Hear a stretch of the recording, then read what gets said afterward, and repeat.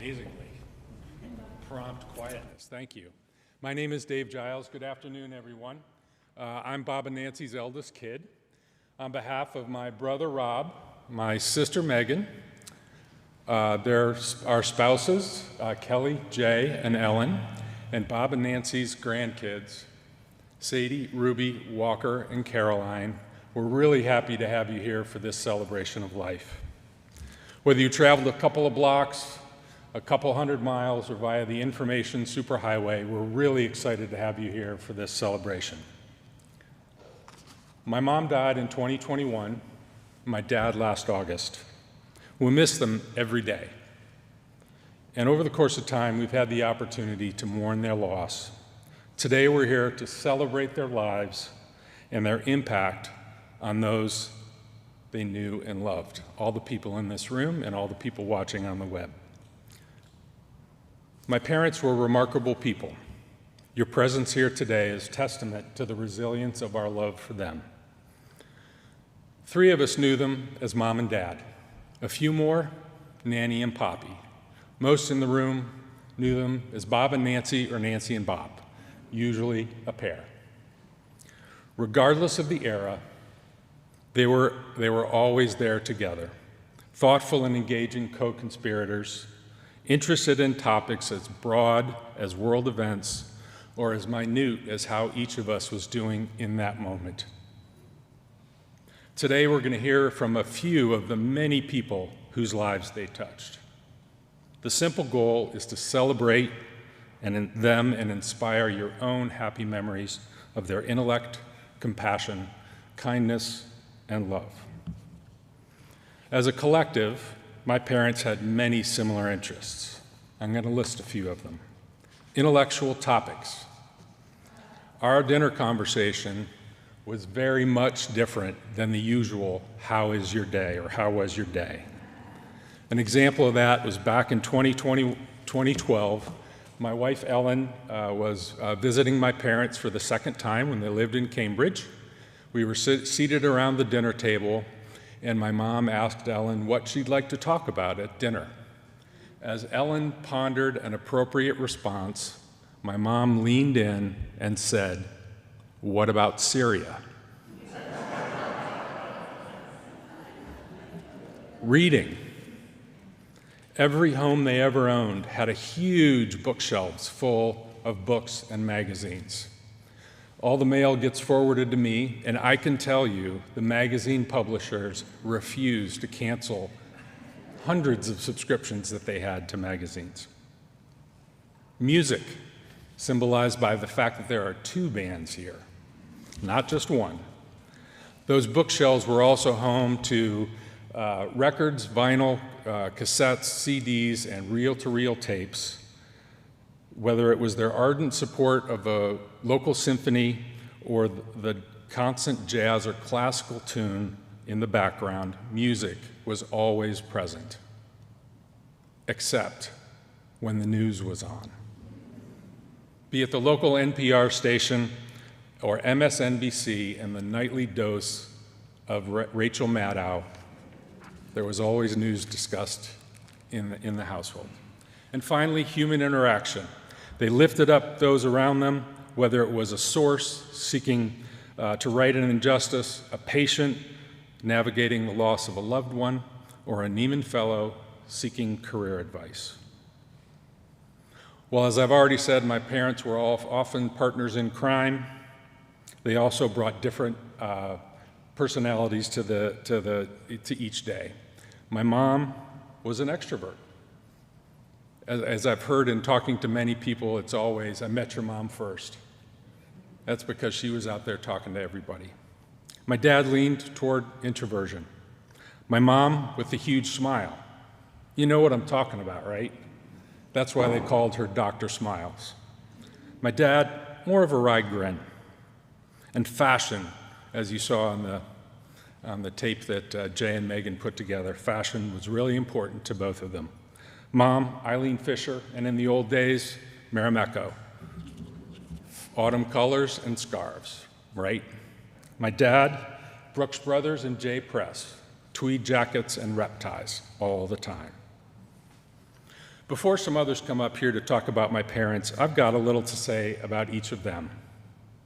Nancy Giles was determined, thoughtful, curious, loyal, and creative.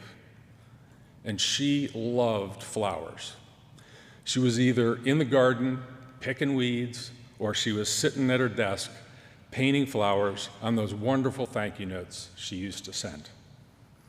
Of many lifelong connections with my mom, one was fiction. We shared a reading list each year and talked about books frequently. She instilled in me an interest in artistic creativity, hers glass blowing and painting, mine pottery. And we both love word puzzles. Bullet Bob, as he was known on the softball fields in Akron and in Lawrence, loved his sports, be it his beloved Kansas Jayhawks or his bewitched Cleveland teams, the Guardians and the Browns. He savored a good glass of wine or a cold Manhattan, but not usually at the same time. And he was crazy about Dixieland jazz, as these folks represent. Frankly, when I was a kid, I didn't get the whole banjo thing. I didn't. But I later came to understand how he loved to play. One of the most touching things about his last days was how much he talked about how he loved to be in a band. Foremost, my dad was a journalist. He was a prize-winning editor, an innovative leader, and a wonderful mentor. He loved the Neiman Foundation and all the people who walked through the door. He loved newspapers and all that they represented: free speech, holding people accountable, and raising up those who suffered.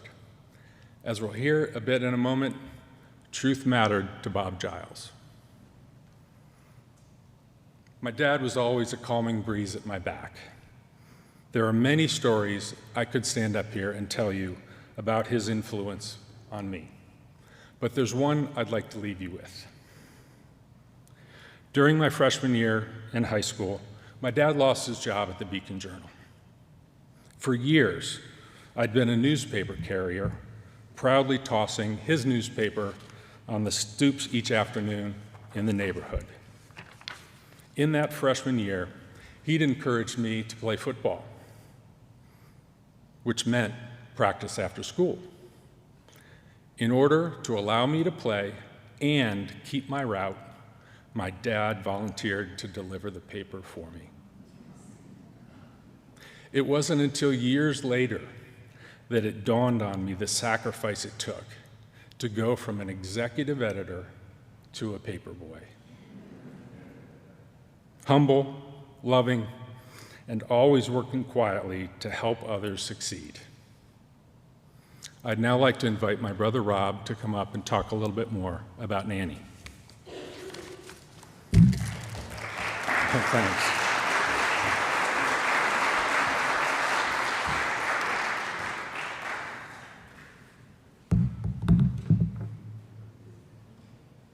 Good afternoon, everyone. My name is Rob Giles, and I am the youngest child in the Giles family, and I have been given the enviable task of talking about my mother. And probably what has struck me most when I was thinking about what I was going to say is how much I miss my mother. And you say, of course you miss your mother, right? She was your mother. And it's not necessarily the common interactions we would have, a phone call, a visit. It's what my mother represented, not just for me, but for the others in my family. My siblings and I each had a different relationship with my mother. And in some ways, my relationship was very friendly with my mother because when I was young, my brother and sister are much older than I am, and they left the house to go off to college, never to return. And so my mother and I got the opportunity to spend a lot of time together. And it was my mother and I who would sit in the kitchen every Monday while the Smugtown Stompers Dixieland Jazz Band would practice at our house. And we could go nowhere because we had to wait for the final tune that signaled when we had to get up, gather the pretzels, gather the snacks, gather the beers, and run them out to the party. My mother would always encourage me to be independent during this time. And she taught me to cook. And it wasn't from her standing next to me saying, all right, add a quarter teaspoon of this, a teaspoon of that. No, it was because my mother worked. And my mother would work until 9 o'clock at night. I played a lot of sports. If I wanted to eat before 10 o'clock at night, I had to learn how to cook. And I'm grateful to my mother for that because it's an activity that I enjoy and that I do a great deal in my life now. Before my brother and sister even left, my mother would have to pick me up from school because she worked very hard in her career, going from getting her master's to getting her PhD to working all of the spots in between, which meant that I had to be at school. But she would always be there to pick me up, often late. And we spent a lot of time listening to NPR, talking, enjoying each other. My mother and I became very close and very good friends, and I miss that friendship.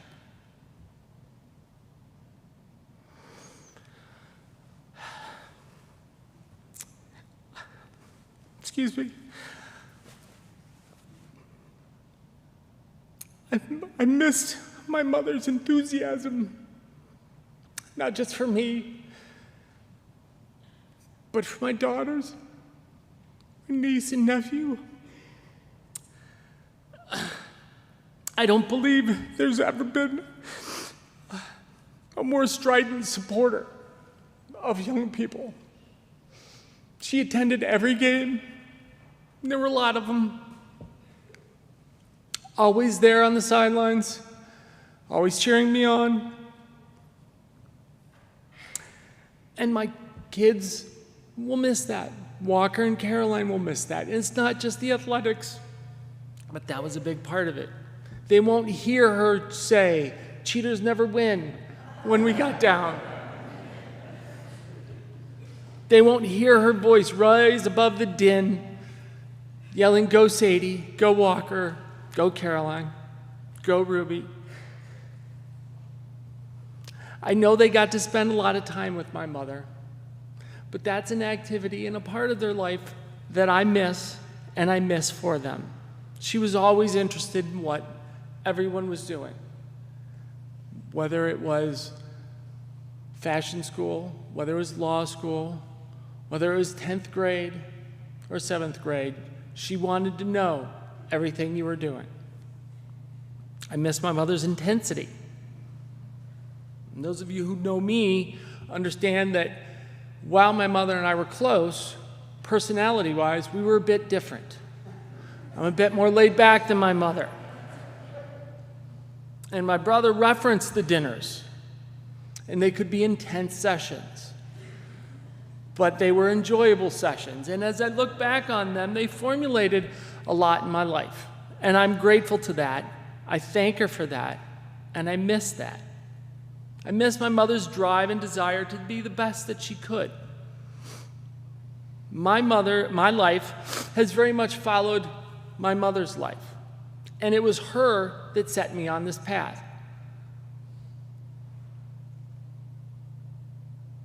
My mother completed her doctorate in psychology, and I was there. My mother completed her master's in psychology, and I was there.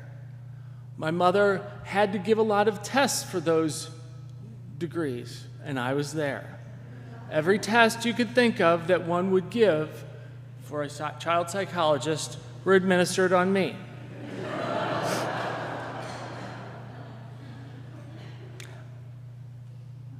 My mother instilled in me a desire to serve. And because of that, I've spent the vast majority of my life, my whole professional life, working on behalf of children. And when people say to me, well, how do you find the ability to do that? How do you have the ability to listen to what these children have to talk about? And I say, well, part of it is because I have a wonderfully supportive family who are willing to listen to me. But part of it also is that I'm the son of a psychologist. And it has helped me adapt and understand the importance of giving children a voice in what they have to say. And my mother, whether it was helping get me a job working in college at the Wayne County Juvenile Court, to encourage me throughout my career, she kept encouraging me regardless of any challenges I face. I miss my mother. I miss the relationship my mother made for my wife, my sister-in-law Ellen, and my brother-in-law Jay. While challenging at times, my mother made time and effort to connect with each one of them. It was a sounding board for each one of them. I miss her for them. I miss my mother's loyalty. She truly demonstrated her loyalty to my father throughout his career. My mother, I don't know if many of you know this, wanted to be a doctor. However, my father's career and the family that came as a result forced her to change, forced her to adapt. But she was loyal to my dad from beginning to end. And whether it was going to the airport when my dad was walking through the Akron airport with Richard Nixon and the head of Night Ritter newspapers, she was there, falling on the floor, 9 months pregnant, and he just stepped right over her. But she was loyal to him, and everywhere she went, she made a home, and a home that welcomed not just us, but anybody who came with us. So whoever my dad worked with, whoever our friends were. Many of the kids on my football team would spend evenings eating dinner at 9 o'clock at night because my mother wanted to make sure they had a good dinner and they had a safe place to go. I miss my mother, as I'm sure many of you do as well. And I'm thankful for who she was and how she helped me become who I am. Thank you.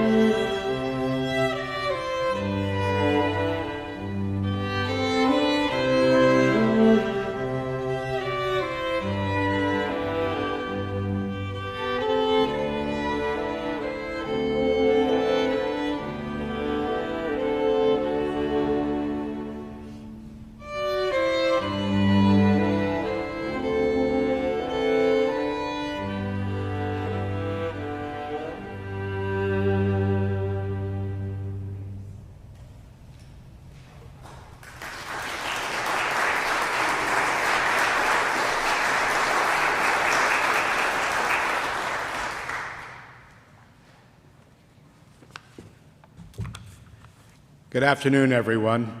I'm Jeff Grumman, and first of all, thank you, Dave, Megan, and Rob, for giving me the honor of speaking about my dear friend Bob Giles. Most of us here are fully aware of Bob's array of professional accomplishments, his awards, his honors, his participation in and writing the definitive account of a tragic moment in American history, and we'll hear from Doug shortly about that. Bob truly was a great man. But I'd like to share with you this afternoon a more nuanced perspective on the man that I was privileged to call a friend for nearly 10 years, looking through the prism of that particular friendship. Bob and I first connected over our shared love of books, mostly social and political commentary. He was naturally unafraid to be brainy in conversation. We enjoyed exchanging on how the politics we are watching play out today really reflected many of the undercurrents and tectonic plate movements in our society. He was the only other person that I knew who regularly read The New Yorker, The Economist, New York Times, Wall Street Journal, The Record Eagle. So we had lots to talk about. Dave, your dad's library called. They got a stack of books of mine they want to unload. And I probably have a stack of his if I cared to look. We love discussing the mechanics of community, our community. What was working, what wasn't, what was missing, and how the success of any community really depended on the nature of the people who chose to become involved. And he should know.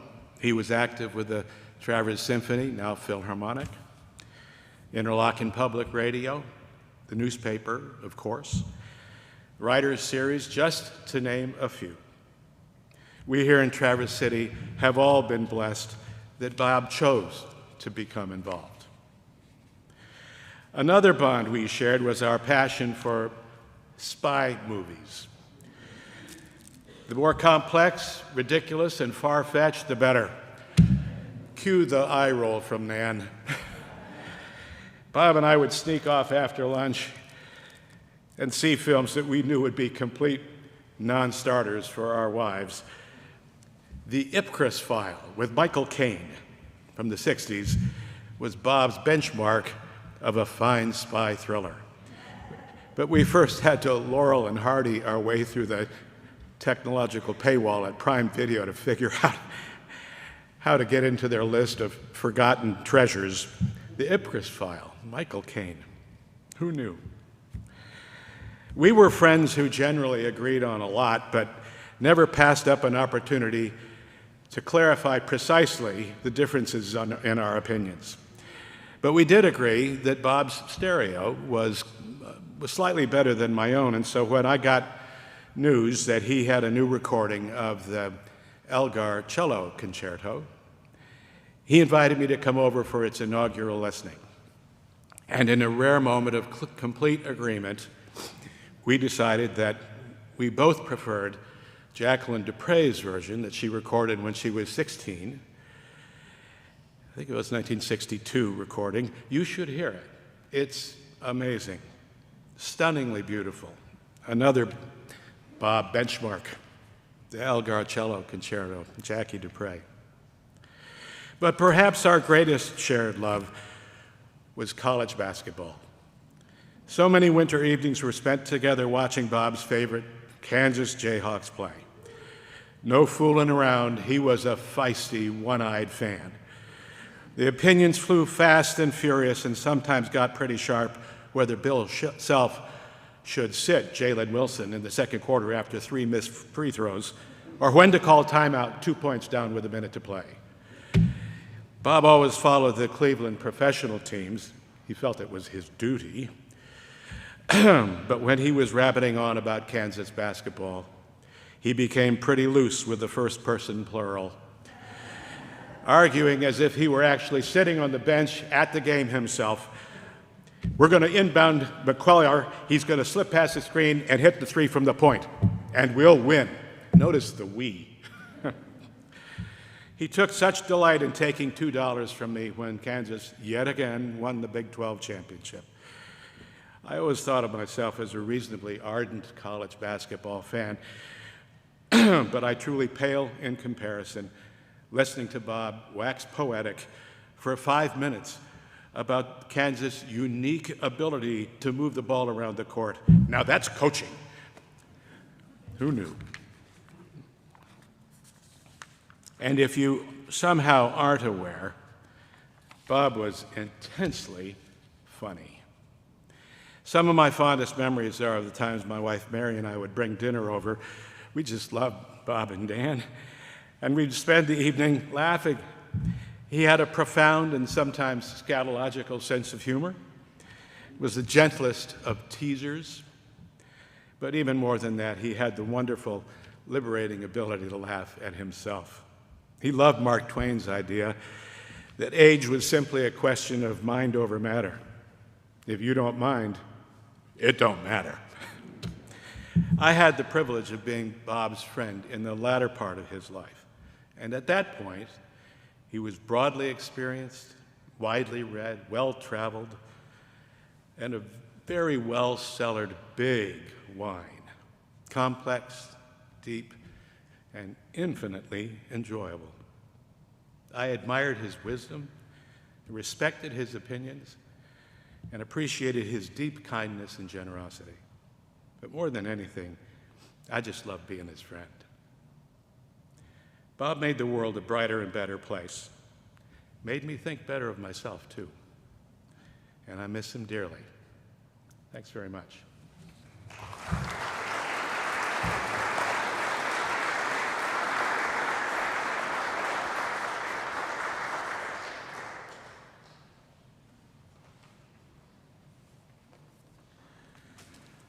Good afternoon. My name is Roger Lockwood. I thank the Giles family, as Jeff has done, for the privilege of having a few moments to celebrate in this celebration today. I was Bob's friend and Nancy's friend for, I figured, about 65 years, so it's been a great run, and it started in our college days when I was a classmate of Nancy's at Ohio Wesleyan University, and then she made sure that I got to know Bob because of my shared interest in journalism. And then when Bob went to Akron, I followed him to the Akron Beacon-Journal. He made way for me, helped me get there. I took his place in his bachelor's apartment with 2 other guys, and the rest is history. So it's been a great ride, and I've so enjoyed meeting and knowing his children as they came into this world and all the children that have come from their marriages. This is family to me as well. When Maya Angelou wrote a poem called When Great Trees Fall, she didn't know she was writing it for Bob and Nancy, but I think she was, and I think she did. When great trees fall, rocks on distant hills shudder. Lions hunker down in tall grasses, and even elephants lumber after safety. When great trees fall in forests, small things recoil in silence, their senses eroded by fear. When great souls die, the air around us becomes light, rare, sterile. We breathe briefly. Our eyes briefly see with hurtful clarity. Our memory, suddenly sharpened, examines, gnaws on kind words unsaid, promised walks never taken.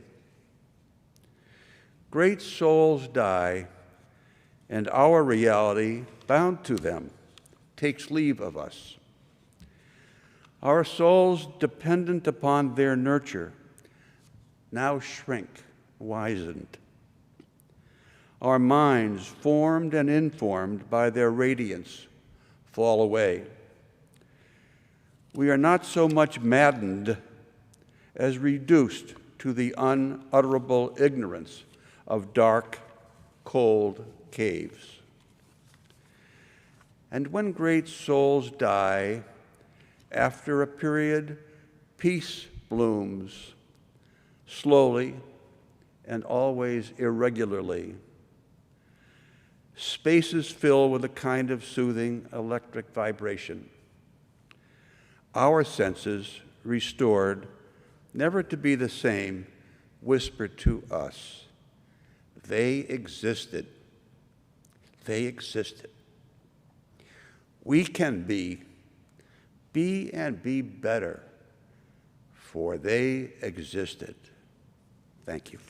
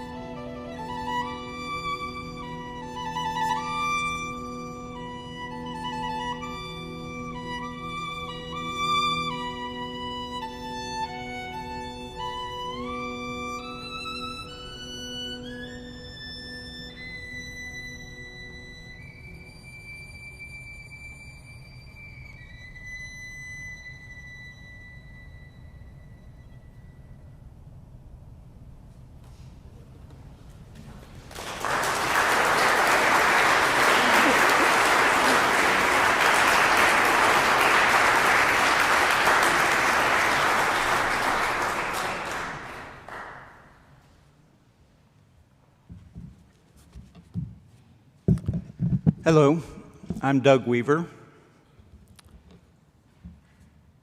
I remember my first official meeting with Bob and Nan about 5 years ago in the summer of 2019. Sure, my wife Cindy and I had met them before at a few social occasions, but this was going to be different. This was going to be business. As a journalist, I'd followed Bob's career from afar, knew him to be a prize-winning editor, a Neiman Fellow mentor to many, a highly respected Detroit newspaper publisher, one of the nation's journalism giants, really, an editor's editor. Now I was being called on to be Bob's editor of a book he had been writing about the Kent State University tragedy. It would recount when, on May 4th, 1970, a group of Ohio National Guardsmen collectively pulled triggers on their guns 61 times, spraying bullets down a grassy campus hill and across a parking lot into the bodies of 13 students. 4 of those students would die, and the world would never be the same. At the time of the shootings, Bob was managing editor of the nearby Akron Beacon Journal newspaper. Bob would go on to lead his newsroom courageously as it reconstructed the truth of what happened that Monday. He and his team would receive the 1971 Pulitzer Prize for spot news reporting for their effort. I was 15 years old when the shooting happened. Bob was 36. On the day of our meeting, I felt a bit like a 15-year-old when I phoned upstairs to Bob and Nan's condo. Nervous, I asked Bob to let me up the elevator.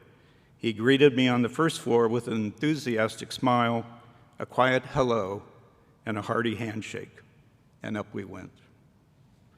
The task that day was a book, of course, the organization, its message, its tone, the writing.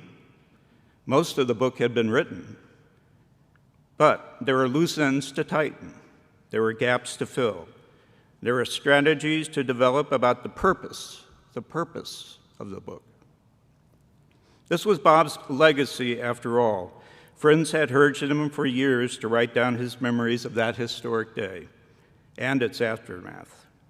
Now, facing the sunset of a rich, influential, incredible life, he was doing so with the same urgency, passion, and vigor of that managing editor 50 years ago. What immediately struck me, though, at that first meeting of many was the dynamic at play across the large kitchen island. At our meeting, Bob always sat on a bar stool at the far end of the island. I sat on a stool nearby, and between island and the sink stood Nan. Tall, welcoming, animated, and enthused, always enthused about the task ahead. It's telling that both Bob and I literally looked up to Nan during those meetings. "Can I get you something to drink?" Nan would quickly ask. "Some coffee, some water." I usually opted for water. Then Nan would pepper me with a tidbit from the latest news, seeking my opinion about the state of play in Washington, or the worsening of our nation's discourse, or the prospects of sanity returning to the presidency after the next year's election. You had to be on your toes during those first 5 minutes, had to have read the latest headlines, because you always knew that Bob and Nan were a step ahead of you. I mentioned the dynamics of this duo because it was always fully and affectionately on display as we talked about the book. This was Bob's story, sure, but this was Nan's book too. I came to see it as a metaphor for their lives together, one always being the coach of the other, I suspect, since they'd first met. We'd kick around this issue or that. Bob would have his ideas, of course, but then Nan would poke and prod, ask a question, then one more question. I'd offer my thoughts. Nancy would react. During these friendly debates, Bob would sit, always quietly, letting it all sink in. A very deliberative man, I observed. And Bob would either decide the issue right then or end the discussion with a slight chuckle and a "we'll see." It was a husband-wife partnership forged of love, respect, and deep, deep purpose. I was so honored to have witnessed it. In hindsight, I considered the experience with their book and with them a true highlight of my own journalism career.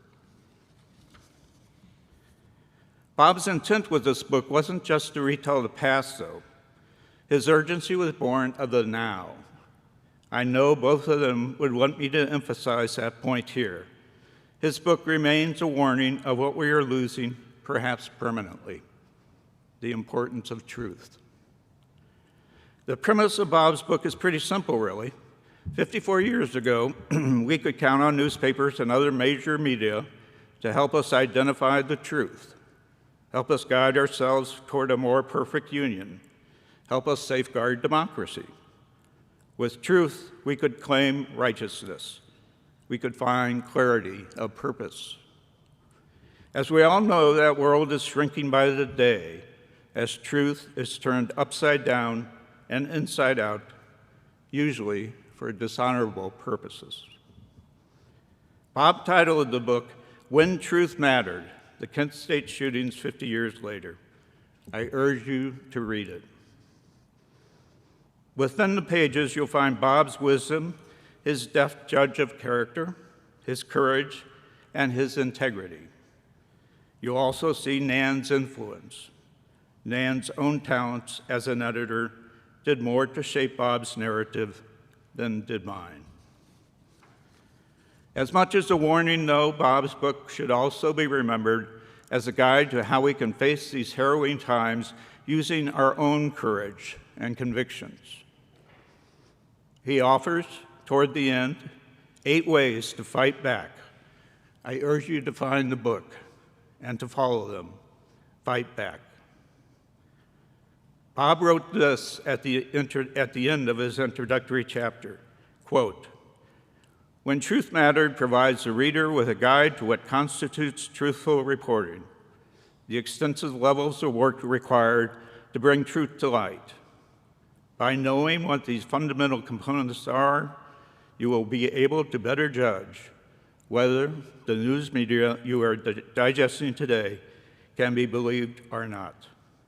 That is, after all, the job facing all of us during these precarious and vulnerable times." End quote. Amen to that. Thank you, Bob. Thank you, Nan. Thank you for your friendship. Thank you for your citizenship.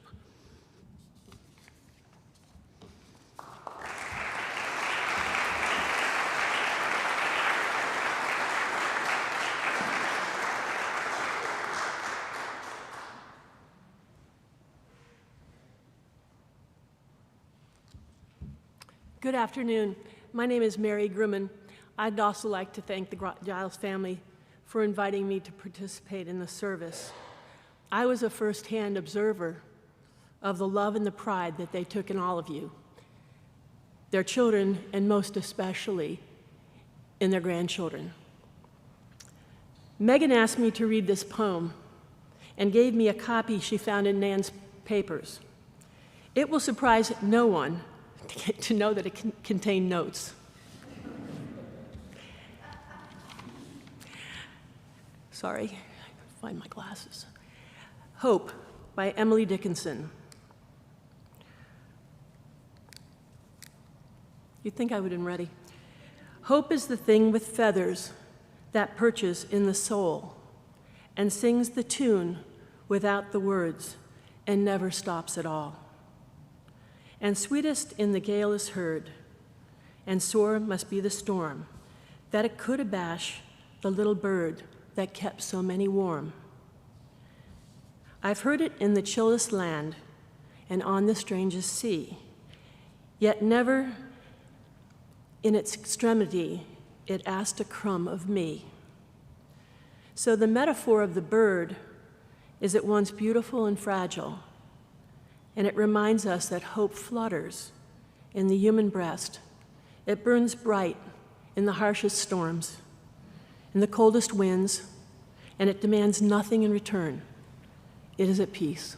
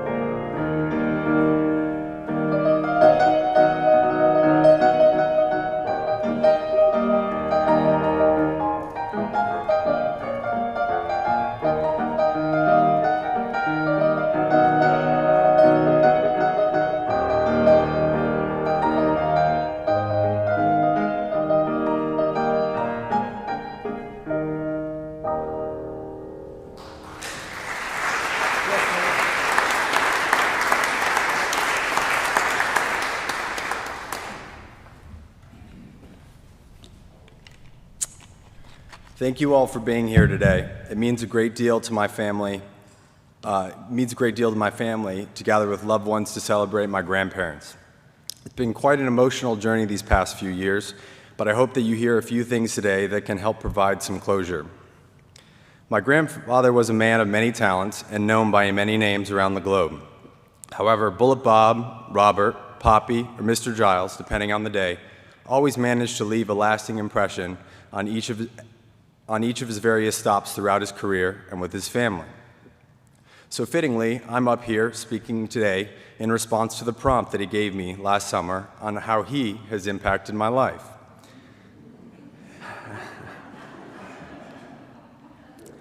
And to many people, this would seem rather arrogant or perplexing for one to give a speech prompt in the latter stages of their life, but since we all know, love, and understand Poppy to a certain extent, this was one last challenge he had laid out for me outside of fixing the ever-calamitous Cleveland Browns organization. So once my mom passed along his wishes several weeks after he had passed, I immediately began to brainstorm topics on how to condense a life's worth of lessons from my grandfather into one speech.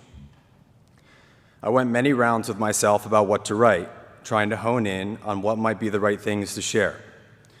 Would I try to take a stab at his loyalty and eternal optimism that his Cleveland Browns would turn it around this year? Or maybe how James Bond and Barbara Broccoli will transform the 007 franchise moving forward? Or maybe even how the F word has become so integrated into society's vocab, because I know how much he enjoyed arguing about that one. But none of these would suffice until I realized that his timing was always something that resonated with me. In my 26 years of knowing and loving him, it always amazed me how he knew what to say and when. He was never in a rush to be the first to speak, nor was he ever found speaking over others. He patiently evaluated the scene, and when he decided to pick his spot, many would listen intently. Poppy's ability to master the art of timing, his self-confidence to take calculated risks with his career, and his leadership qualities that were ahead of his generation are all qualities I reflect upon constantly. I can't remember if it was my dad or my mom who told me this, but one of them shared with me as I began my first job that the world is full of bad bosses, and that it's very rare and empowering to find a good one. So while I never worked for him, just based off of his track record, it was evident that Poppy understood what was necessary to be a successful leader. He knew that leading a group in a profession where people were paid for their opinions and riddled with toxicity would never be a straightforward task. Each team and assignment required different elements to create a recipe for success. However, at each stop, you could see that a lot of behind-the-scenes work to develop trust and nurture a safe space for people was part of his foundation. Former Detroit News reporter Jim Mitzelfield provided a glimpse at a few of these principles in action. Although soft-spoken, Bob worked quietly behind the scenes to assemble an amazing team of top editors and reporters, and then let us loose with his full support to go after the big stories that needed to be told. He took our rivalry with the competing Free Press as serious as anyone, and always got a huge grin when he took the Free Press to the cleaners. So to answer my grandfather's question, how has he impacted my life, I've summarized it down to several points. Listening involves a lot more than hearing the words someone else is saying. Successful leadership comes in a variety of forms, but knowing what your strengths are and where support is needed is essential. No one can do it alone.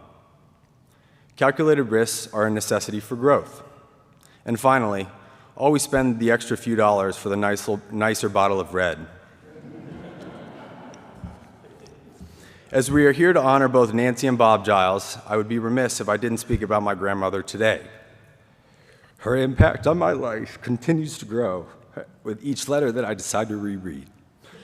But it has been somewhat challenging to put pen to paper about her, and this is primarily because I'm not fully ready to process her passing, and I admit that I still have quite a bit of grieving to do, but I've accepted that this is part of my healing process. So in my best effort to put pen to paper, I decided to write her a thank you note.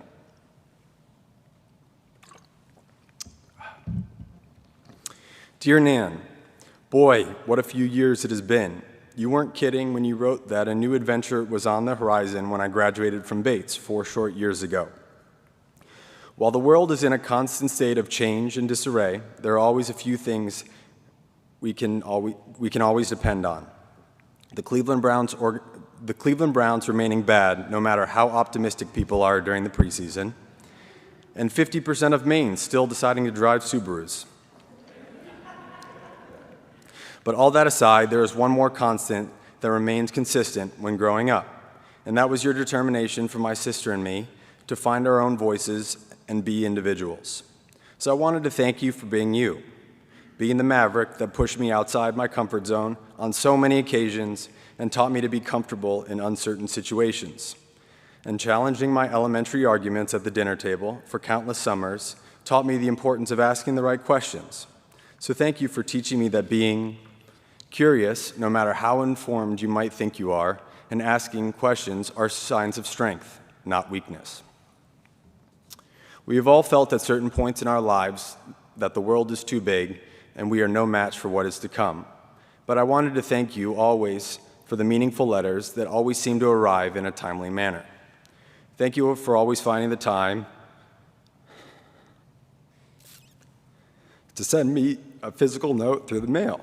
There was always something about waiting in line at the Bates post office to see an envelope with the Traverse City return address listed. I could feel your thoughtfulness through the card and hear your voice when reading the note to myself. It let me know that there will always be people out there thinking about me, even when it feels like you're on a journey for one. There are far too many things I want to thank you for that would extend beyond the service. So in the interest of time, I want to thank you for one final thing: your sense of humor. Thank you for being one of several people who taught me that the world is a better place when you can share a few laughs with one another. You had a very complex sense of humor, and that was hard to figure out. But I knew something was funny when someone could get you to laugh. Through the many laughs we shared since the very beginning, I learned that making people laugh continues to fill up my cup. Getting a smile or chuckle out of someone, or laughing with friends, is something that re-energizes me, no matter how long the week or day has been. So thank you for teaching me to lean into my sense of humor.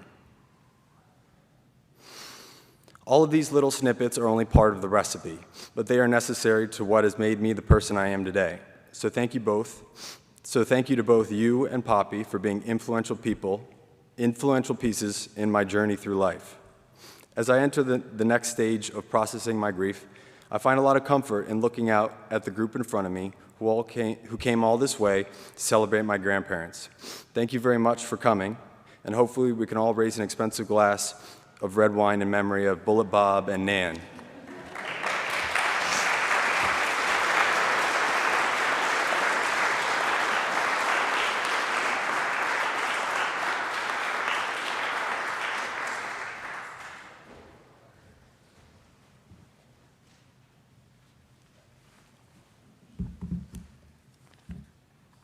Most of you know that I am Megan Giles Cooney, and we're going to be reading two poems that were very favorites of Nan's from the prophet, who is an Islamic philosopher, Khalil Gibran.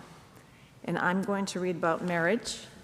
I have a very long-standing marriage with my husband, Jay, and Sadie and Caroline are going to read about children.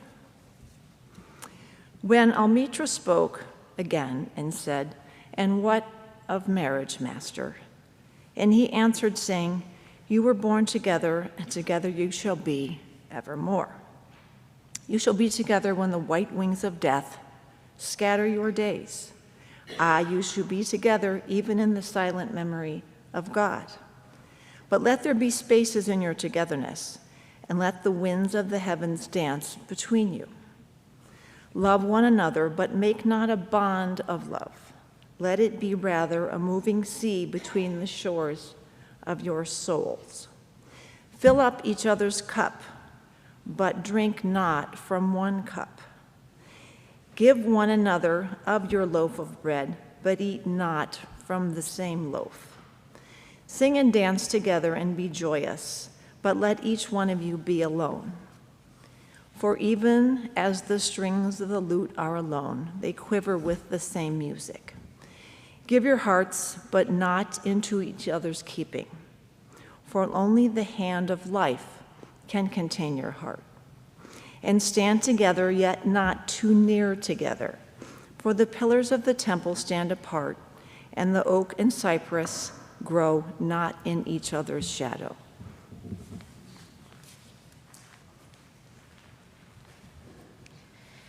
And a woman who held a babe against her bosom said, "Speak to us of children." And he said, "Your children are not your children. They are the sons and daughters of life's longing for itself. They come through you, but not from you, and through you, and though they are with you, yet they belong not to you." You may give them your love, but not your thoughts, for they have their own thoughts. You may house their bodies, but not their souls, for their souls dwell in the house of tomorrow, which you cannot visit, not even in your dreams.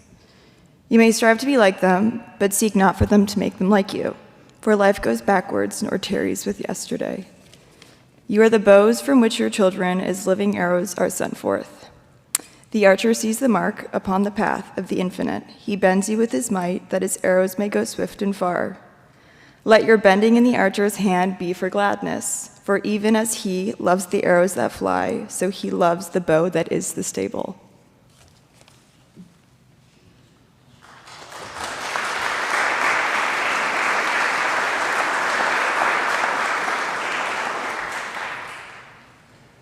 All right, we've come to the end of this celebration. Along with Rob and Megan, we would like to thank many people who helped put this together. It was done the old-fashioned way, just as my parents would have liked. Lots of conversation, planning, and hard work. And I can guarantee you, no artificial intelligence was used to put this together. I think my dad would have spun in his grave had that happened. First, I'd like to thank the wonderful musicians who provided the music for us today. Thank you very much.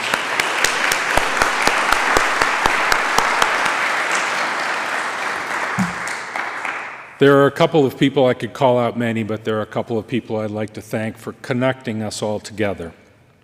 A special thanks to Susan Cogswell, Ellie Latero, and Ellen Tuttle. And most importantly, a sincere thanks to all of you, the wonderful people who touched my parents' lives. For those attending virtually, thank you for being here. We could feel your presence among us. For everyone else, a couple of things. First of all, if you haven't, please sign the guest book on your way out. And secondly, the celebration's not over. Next, we're headed to the Barrel Room at Left Foot Charlie's to raise a glass of cheer to Bob and Nancy Giles. Cheers.